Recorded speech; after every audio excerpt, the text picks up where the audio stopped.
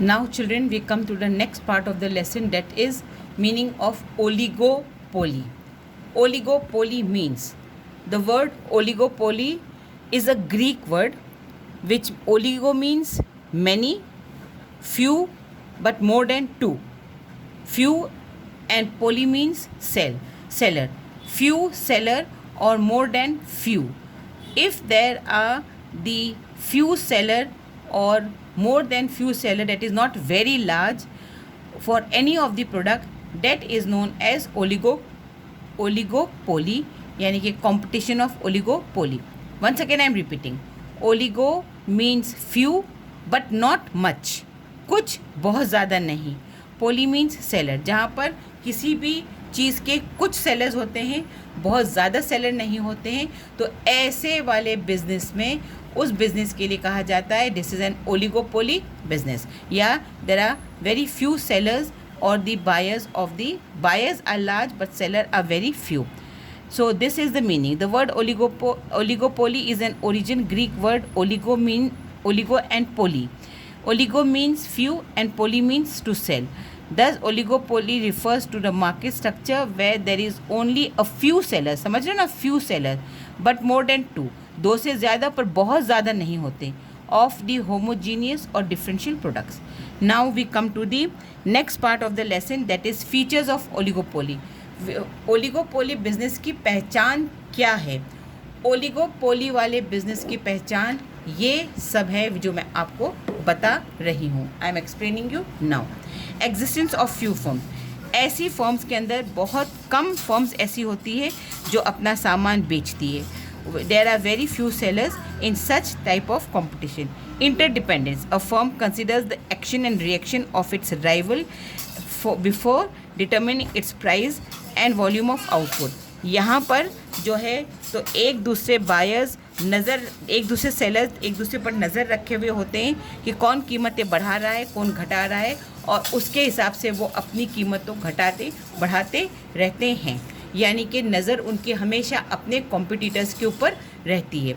No price competition. यहाँ पर price घटाने बढ़ाने जैसा कोई कंपटीशन जैसे कि दूसरे कंपटीशन में होता है नहीं होता. Under oligopoly, the firm do not prefer price competition for fear of price war.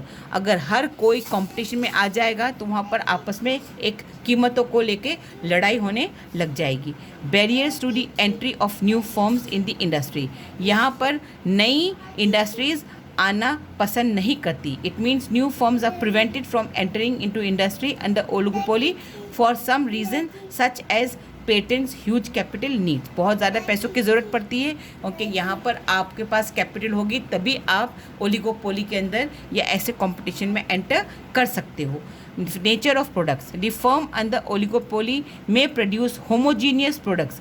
यहाँ पर बड़े बड़े मजबूत और ज़्यादा बड़े सामानों के बायर्स और सेलर्स होते हैं. जैसे सीमेंट की फैक्ट्रीज़ और इंडस्ट्रीज़ बहुत कम होती है. अलग अलग कंपनी की अलग अलग फैक्ट्रीज़ होती हैं. यहाँ पर हर कोई सीमेंट की फैक्ट्री या स्टील की फैक्ट्री या बाइंग एंड सेलिंग या दैट मीन्स सब लोग इसकी एजेंसी नहीं लेते. बहुत ही ऐसे कम लोग होते हैं जो सीमेंट और स्टील ऐसे बड़े बड़े प्रोडक्ट्स की एजेंसी लेते हैं या उनकी इंडस्ट्रीज़ होती है.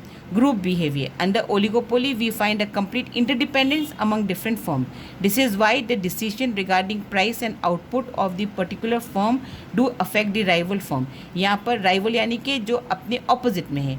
एक दूसरों को अगर कोई डिसीजन लिया जाता है तो एक दूसरे को सामने रख कर लिया जाता है कि क्या हमारी ऑपोजिट में जो फर्म है अगर हमने कीमत बढ़ाई तो वो और बढ़ा देगी, हमने और बढ़ाई तो वो और बढ़ाएगी. ऐसे प्राइस वॉर ना हो जाए, आपस में प्राइस को लेकर झगड़े और लड़ाई ना हो जाए जिसके अंदर कंज्यूमर्स परेशान हो जाए. Role of selling cost. Under oligopoly the firm adopt various sales promotion devices due to cut throat competition. Cut throat को हिंदी में कहा जाता है गला काट सभ्यता. यानी कि एक दूसरे के गले को काट कर या एक दूसरे से लड़कर आगे बढ़ना, ये न हो, ऐसी कोई परेशानी न हो, इसलिए यहाँ पर सेलिंग कॉस्ट पर बहुत ज़्यादा ध्यान दिया जाता है. और ज़्यादातर advertisement campaign is strongly implemented for this purpose. और सामान को बेचने के लिए ज़्यादातर चीज़ों की क्या करवाई जाती है, एडवर्टाइजमेंट, ताकि लोग ज़्यादा से ज़्यादा प्रोडक्ट्स को जानें और एडवर्टाइजमेंट के थ्रू कीमतों को और प्रोडक्ट्स की क्वालिटी को समझें और फिर ख़रीदें।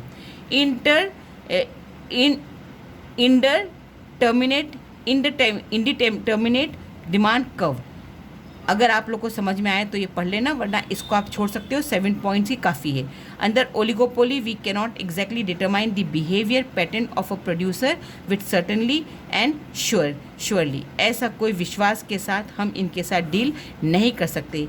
Hence the demand curve of an oligopolist is indeterminate का मतलब होता है कोई डिटर्मिनेशन नहीं हो सकता, ये बिल्कुल अनसर्टेन होती है, किस वक्त क्या हो जाए, कीमतें किस वक्त बढ़ जाए। Since the firms are interdependent, no firm can ignore the reaction of its rival, सबको अपने अपोजिशन यानी कि अपने ऑपोजिट वाले सेलर के ऊपर ध्यान रखना पड़ता है, किस वक्त मार्केट में क्या बदलाव आ जाए, किस वक्त मार्केट में क्या चेंज आ जाए, क्योंकि यहाँ पर सामान को बेचने वाले बहुत कम होते हैं। अगर आपने किसी को एंटरटेन नहीं किया कस्टमर को तो कहीं और चला जाएगा, अगर किसी ने किस सर कोई कीमत में ज़्यादा सामान दिया तो कहीं और चला जाएगा, और क्योंकि बहुत कम सेलर होते हैं तो लोगों के उनके बारे में डिटेल की खबर रहती है कि कहाँ पर से हमें ये चीज़ कितने में मिल जाएगी, और यहाँ पर ज़्यादा कीमतों में उतार चढ़ाव नहीं कर सकते। आई come to an end of my explanation till here. Today I have explained you another important part of the chapter, that is oligopoly, and now we will be finishing in our next classes. We will be completing this chapter, that is of the normal price and market price. We will be studying the difference between normal price and market price. This is the last part of your chapter, market price and normal price, and then we will come to the end of this lengthy chapter of yours. I hope everything is clear. If you have any doubts, any problems, you can call me back, clear all your doubts, any queries, I will answer them. Till then, goodbye, have a nice day. Thank you.